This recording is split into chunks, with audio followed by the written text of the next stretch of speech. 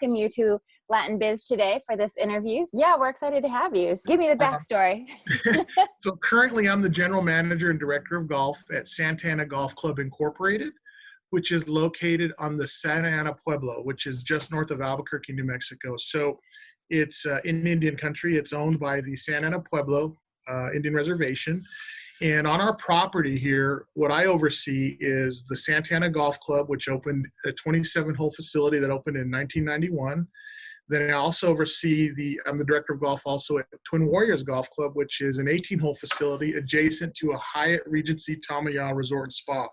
So among other things that the casino owns and operates. Within my operation here, I'm general manager of the Prairie Star Restaurant and Wine Bar and the Wind Dancer Grill. So those 4 outlets are under my purview here at Santa Ana Golf Club Incorporated.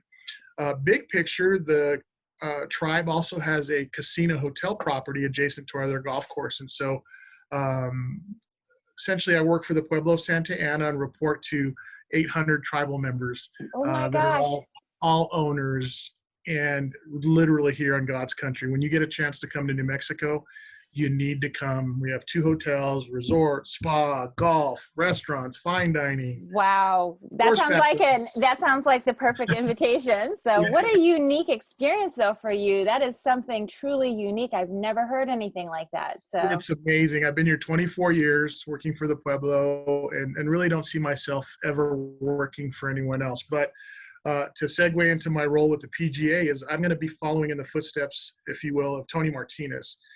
As a board director for the PGA of America. And as you know, the PGA is broken up into there's 41 sections, and within that you have 14 districts. And so the district I'll represent will be Northern Texas, Southern Texas, and all of New Mexico, and as the District 12 director for the PGA of America. So 21, I will shadow Tony, or onboard, if you will, to kind of take the reins from him in 2022.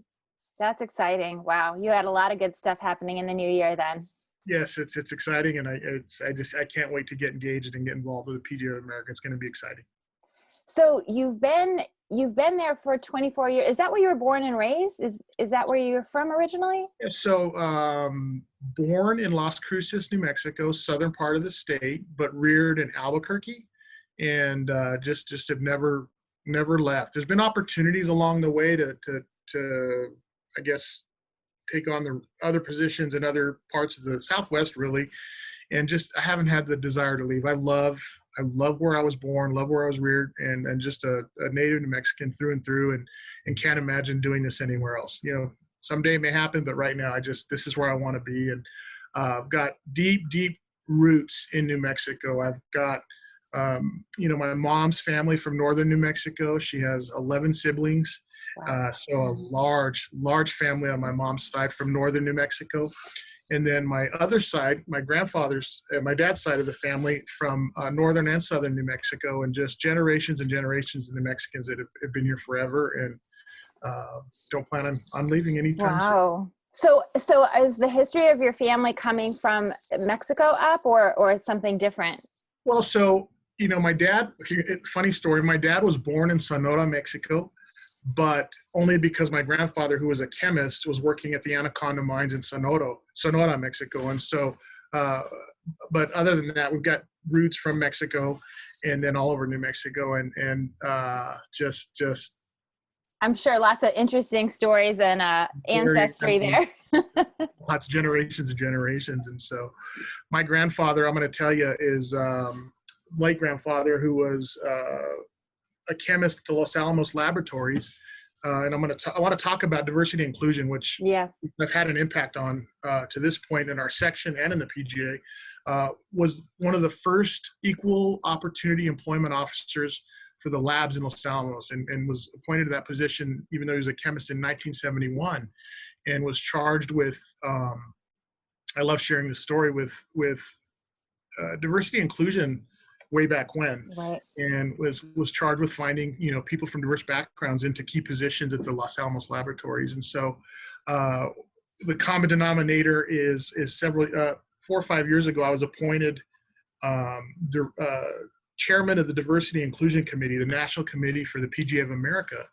and got to work with a great team of fellow PGA professionals from all over the country, in really trying to further the PGA's cause for diversity and inclusion, which the PGA of America is doing some amazing things to make sure that our current future PGA members, leaders, players look like America, which for so long, I don't want to say this in a negative manner, it was very one-dimensional, and the change that's been imparted, over the last several years has been amazing. And so Sandy Cross, who's the Chief People Officer, do you know Sandy?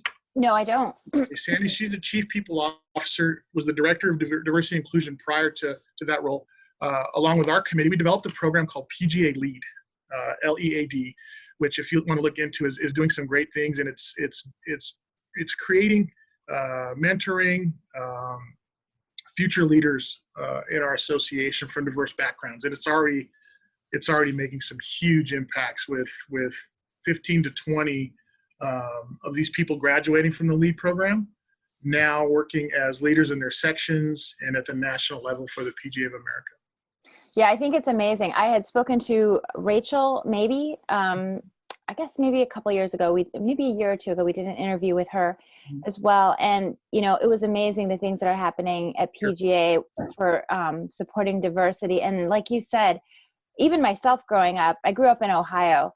I didn't have a lot of other people who looked like me in the town that I grew up in. And I would never even have imagined golf being something, I didn't know much about it. It wasn't in our arena of a sport to be involved with, and I think it's just amazing how much more out there it is now, and how much more available it is to anybody. It didn't seem, growing up, I played youth soccer, AYSO soccer growing up. That was kind of something that we all did. And then basketball at the Boys and Girls Club. There was league basketball at the Boys and Girls Club. And so those were the sports we were introduced. I came from a modest background, but golf wasn't really anything on our radar, anything that was really that accessible. And so those were the sports we played. I think my dad and grandfather played occasionally recreationally, but it was just something didn't seem interesting to us. And so we did those youth sports, and you'd see it on TV occasionally, but again, it didn't look like the people that I grew up with or the people that I was around, other than and Lee Trevino, of course, with your same name, and then a few of the other people from diverse backgrounds that played. It wasn't at the forefront. But so I'm going to say we jump forward to my freshman year in college. You're going to laugh at this story. I failed a PE class at the University of New Mexico, tennis, which I loved tennis, but I failed. And it wasn't because of a lack of athletic prowess or ability. I didn't go to class. I didn't go, and so I failed. And so to make up the grade, a good friend of mine by the name of Dominic Martinez, who I played high school football with, recommended, hey, why don't we go take a golf class? And the dean of the college recommended it to offset the F. And so I picked up golf, and it was around 1989 or 1990. It was a total accident that I found the game of golf, and I was immediately hooked. And from there, went to work at one of our local public golf courses, kind of in the cart barn, and picking up golf balls off the driving range. And it was there that I discovered an affinity and a love for a game that I never thought. That is funny. Who knew getting a bad grade could get you into your career? Here I am. Yeah, it was serendipitous. I don't know if that's the right word, but here we are some many years later, and it became my passion and my career, and it just total fateful experience. And I'm going to keep blabbing on here, but I want to hear. It was there that I went to work for Jack Hardwick, and he was a PGA member. And his forte was a golf instruction. He was an operations guy, mostly a golf instructor, and he took me under his wing, 1990 to 1994, and really didn't teach me a whole lot about teaching or the operations at that point. I wanted to learn how to play. We have these aspirations of, I'm going to be the next guy on TV. I'm going to be a great player. Well, I didn't have it. Decent player, but I didn't have the ability. But he showed me a lot about the game of golf, the swing, how to play competitively. And I also watched the rapport he developed with his clients and his students that I really admired. And, a lot of times that that stuff's in your DNA, the ability Right. to interact, which you obviously do all the time. And some people don't have that. He did, but I admired the heck out of it and really watched and wanted to uh, kind of mimic what he was doing with his people. And so I learned so much from him in the 4 years that I got to work with him at Puerto del Sol Golf Club or golf course in Albuquerque. But unfortunately, in 1994, the story took a different turn, and I didn't know what I was going to do with my career at that point. I was still studying criminal justice at the University of New Mexico. He took me to a pro-am in Socorro, New Mexico, southern part, or just south of Albuquerque. And November 1994, coming back from that tournament, the right rear tread on this Bronco 2 we were in completely came off, axle busted. We rolled over 7 times, and Jack passed away. Jack died instantly in this car wreck, and I walked away. And, I had some scrapes and some injuries, but I'm going to tell you that we talk about fateful incidents. It was that day when I was being transported to the hospital in an ambulance, they told me that your friend didn't make it, and still kind of in shock. And it was that day, I can tell you, I decided that I'm going to be a golf professional. And I try not to get emotional about it, even since so many years later. It's still, things happen for a reason. And here I am. And I decided I want to emulate everything that guy was in the golf business. And I did. And here I am, these years later. But I couldn't work at that golf course much longer. I just couldn't be there without him. And it was just too fresh, too hard. So I went to work at another golf course in the city of Albuquerque, Los Altos Golf Course. Worked for another PGA member there by the name of Chris Moya for about 7 months, and another great influence in my career. But it was about 1996. I got a call from so many people that I've been fortunate to have mentor me in this business. My dad and mom, obviously my heroes. My brothers, Damien and Dominic, heroes to me.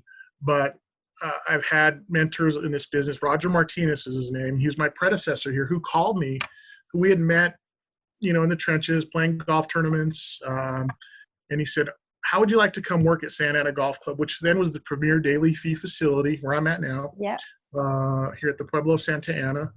And I said, yeah, I'd love to. And again, another just the right decision, right? So I came over here and I worked in the cart barn, worked in the pro shop. I worked a little bit on the maintenance crew and just kind of learned all the facets of the operation. Never flipped burgers, but I probably should have done that part as I'm overseeing restaurants now, and never left. And so 1996, I come over here and I work as an assistant pro, a tournament director, and just kind of learned the daily fee facility operations here. And then in 2001, we opened Twin Warriors Golf Club, which I then became the assistant pro there, tournament director, and eventually head pro. And so that's a lot of things that kind of just fed me to where such a trajectory. And I'm just going to jump in and say, you are truly a fortunate, blessed person who has taken those things in life and made them positive. You're going to make me cry. Because I think someone who can take something that they're so passionate about, and like you said, you're not going to be pro at it. And I know young kids really want to think that that's what their journey will be. And so many still want that. Sure. Aren't we lucky to be able to have careers that are still revolving around those things that you're passionate about every day? Like, how lucky. I'm sure you love what you do. I'm sure you do. And I feel, and you'll relate to this. I do feel bad through what's been a tough year for everybody, that we're able to still be able to do what we love. And it's a blessing. And sometimes it does feel unfair because there's so many people out there that are struggling, people that we know and that are in our lives and our families. And so I just, I'll keep doing it as long as I can. And it is a lucky and blessing and yeah. Good for you.